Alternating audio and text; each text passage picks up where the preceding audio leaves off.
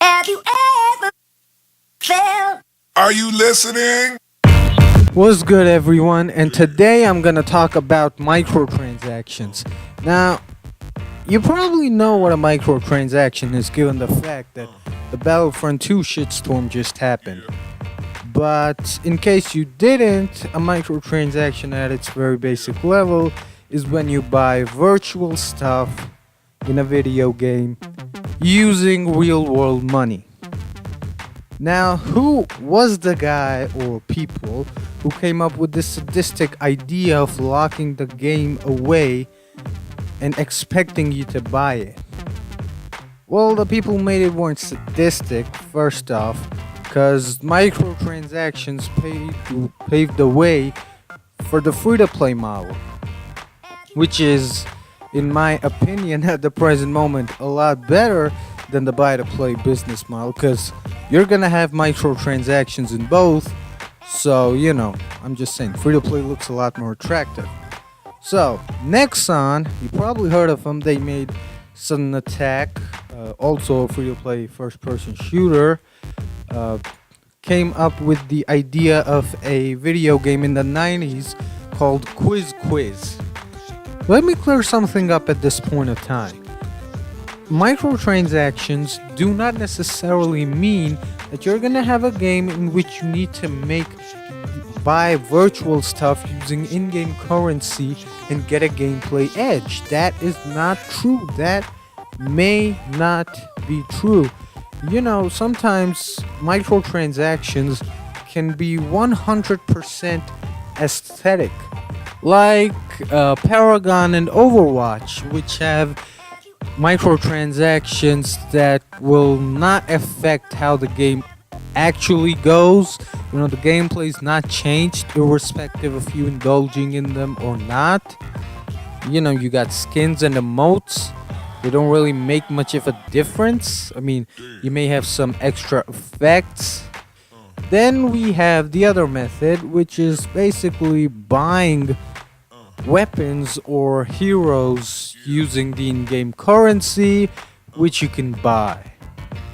So this stuff is what people hate, and this was usually what free-to-play video games were accused of until Battlefront 2 happened.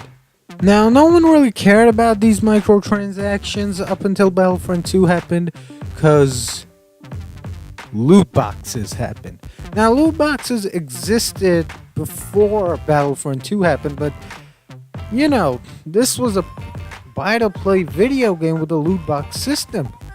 So here's what happens in a loot box. You're gonna buy a loot box or earn it, no matter what way you choose. You never really know what's going to be inside the loot box. You're gonna get something, but that may not necessarily be what you want. Now, this is what we call partial reinforcement. Most people have heard of positive and negative reinforcement. Partial reinforcement, on the other hand, is when you perform something, when you do something, but you do not always get a reward or a punishment. And this is kind of similar to what gambling is. You may not always win.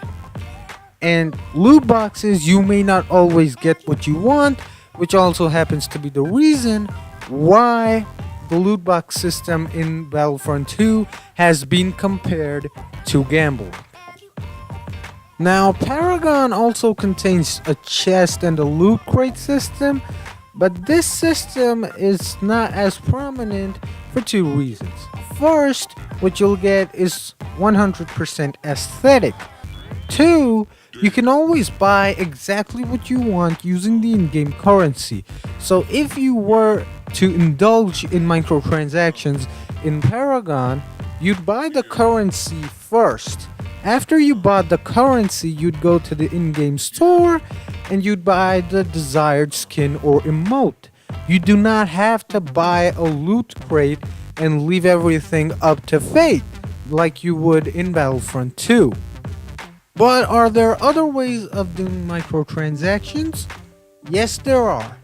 First off, and this used to be the mainstay in console and PC gaming, DLCs and expansion packs. You'd add more story, or in cases of open world video games, you'd add to the map. And this is something that the player would have to buy separately. Keep in mind that the game can run without this, but you'd never have access to that extra content that the DLC or the expansion would provide. And then you could just throw the loot crate system right out the window and do what Warframe did. See, and this is something that Warframe has been greatly praised for. Their microtransactions are not visible, even though if you buy something, even if you buy platinum, you can use them to buy more Warframes and more weapons, which can and will give you a game edge. But the thing is, the game emphasizes on cooperation. And so even if you have people with you who are of a higher level than you are, you'd probably never even notice. Because, they're with you. They're working with you. They're not against you. And even if you do notice, you'd only say, the grind just got easier. And so you'd be less into microtransactions for the sake of winning, and more for let's support digital extremes. And this is something that Warframe did very well. Also, Warframe does not have a loot box system. It merely has stuff worth platinum. Warframe's worth platinum, swords and guns and bows and arrows and stuff that you'll probably never even use. You can buy all that stuff using platinum or credits, but mostly platinum. And so you buy platinum instead of the credits. And this is layering everything. This is something that free-to-play video games have done a lot. This is something called layering. So you're basically taking the core game, which has an in-game currency with which you can buy in-game stuff. You can earn the in-game currency in what we call a grind.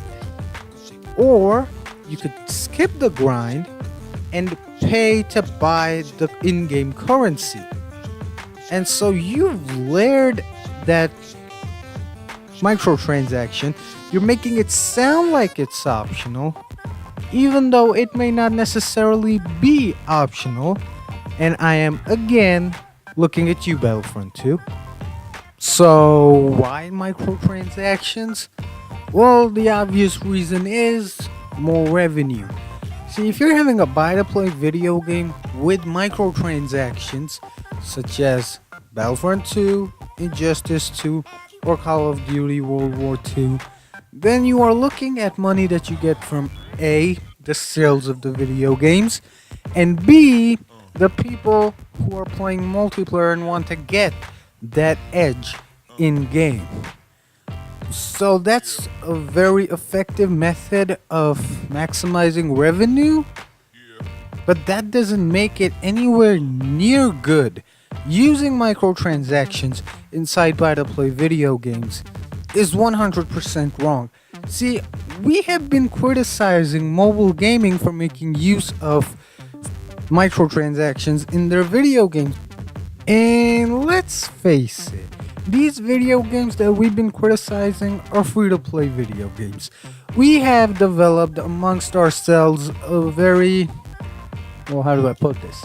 Toxic environment. See, it's considered cool to criticize the free-to-play model, but seeing just how much the buy-to-play model has been declining and has been adding microtransactions in it, I think it's about time we looked into the free-to-play business model, because, there are a lot of good games which have the free-to-play models. Stuff like Brink, Dirty Bomb, Warframe, Team Fortress 2. There's a lot of stuff waiting for you to discover if you were to just run your mind and go, hey, let's try a free to play video game. Yeah, that's about the size of it. Tell me what you thought about the video. Make sure to hit the like button, comment, subscribe, all that good stuff. Until next week, this is your main man, Freeman Process, signing out.